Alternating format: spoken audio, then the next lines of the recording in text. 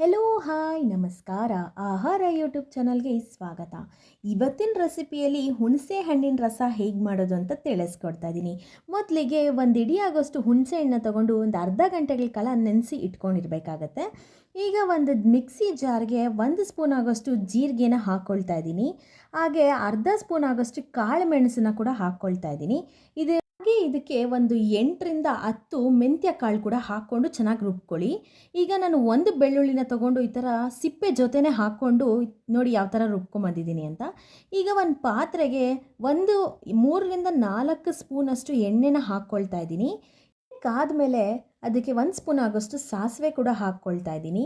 ಸಾಸಿವೆ ಎಲ್ಲ ಚೆನ್ನಾಗಿ ಸಿಡಿಯೋವರೆಗೂ ನಾವು ವೆಯ್ಟ್ ಮಾಡ್ಕೊಂಡಿರಬೇಕಾಗತ್ತೆ. ಈಗ ನಾನು ಇದಕ್ಕೆ ಒಂದು 5ರಿಂದ 6 ಒಣಮೆಣಸಿನ್ಕಾಯಿನ ಹಾಕ್ಕೊಳ್ತಾ ಇದ್ದೀನಿ. ಹಾಗೆ ರುಬ್ಬಿಟ್ಕೊಂಡಿರುವಂತಹ ಜೀರಿಗೆ, ಮೆಣಸು ಹಾಗೂ ಬೆಳ್ಳುಳ್ಳಿನ ಕೂಡ ಇದಕ್ಕೆ ಆ್ಯಡ್ ಮಾಡ್ಕೊಳ್ತಾ ಇದ್ದೀನಿ. ಚೆನ್ನಾಗಿ ಇದು ಆಯಿಲಲ್ಲಿ ಫ್ರೈ ಮಾಡ್ಕೊಬೇಕು. ಹಾಗೆ ಸ್ವಲ್ಪ ಕರಿಬೇವಿನ ಸೊಪ್ಪನ್ನ ಕೂಡ ಇದಕ್ಕೆ ಆ್ಯಡ್ ಮಾಡ್ಕೊಳ್ತಾ ಇದ್ದೀನಿ. ಇದ್ರದ್ದು ಫ್ಲೇವರ್ ತುಂಬಾ ಚೆನ್ನಾಗಿರುತ್ತೆ. ಹಾಗೂ ಇದನ್ನು ಎಣ್ಣೆಲಿ ಚೆನ್ನಾಗಿ ಫ್ರೈ ಮಾಡ್ಕೋಬೇಕು.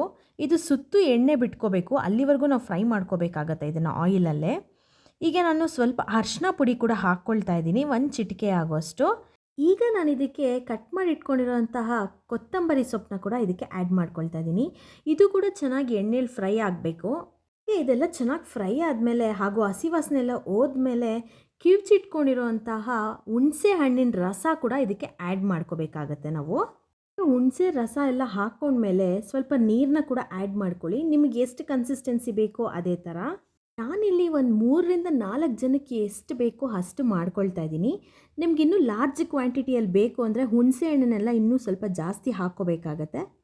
ಹಾಗೆ ನಾನಿಲ್ಲಿ ರುಚಿಗೆ ತಕ್ಕಷ್ಟು ಉಪ್ಪನ್ನ ಕೂಡ ಆ್ಯಡ್ ಮಾಡ್ಕೊಳ್ತಾ ಇದ್ದೀನಿ.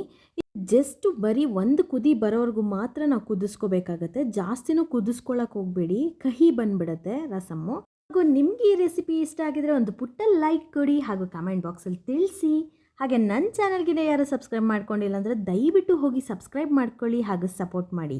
ಹಾಗೂ ಈ ರಸಮ್ನ ನಿಮಗೆ ಜ್ವರ ಬಂದು ಬಾಯಿ ಕೆಟ್ಟೋಗಿದ್ರೆ, ಅಕಸ್ಮಾತ್ ನೆಗಡಿ ಆಗಿದ್ದರೆ, ಅಥವಾ ಮಳೆ ಬೀಳ್ತಾ ಇದ್ದರೆ, ಅಥವಾ ಚಳಿ ಆಗ್ತಿದ್ರೆ ಬಿಸಿ ಬಿಸಿ ಮಾಡಿಕೊಂಡು ಬಿಸಿ ಬಿಸಿ ರೈಸ್ ಜೊತೆ ತಿಂತಾ ಇದ್ದರೆ ತುಂಬಾ ಚೆನ್ನಾಗಿರುತ್ತೆ. ನೀವು ಒಂದು ಸಲ ಟ್ರೈ ಮಾಡಿ ಹಾಗೂ ಕಮೆಂಟ್ ಬಾಕ್ಸಲ್ಲಿ ತಿಳಿಸಿ ನನಗೆ ಯಾವ ಥರ ಬಂದಿತ್ತು ಅಂತ. ಅಕಸ್ಮಾತ್ ನಿಮ್ಮ ಮನೇಲಿ ನೀವು ನಾನ್ ವೆಜ್ ಮಾಡ್ಕೊಂಡಿದ್ದೀರಾ ಅಂತಂದರೆ ಈ ರಸಮ್ನ ಒಂದು ಸಲ ಟ್ರೈ ಮಾಡಿ ನೋಡಿ ಯಾವ ಥರ ಕುದೀತಾ ಇದೆ ಅಂತ.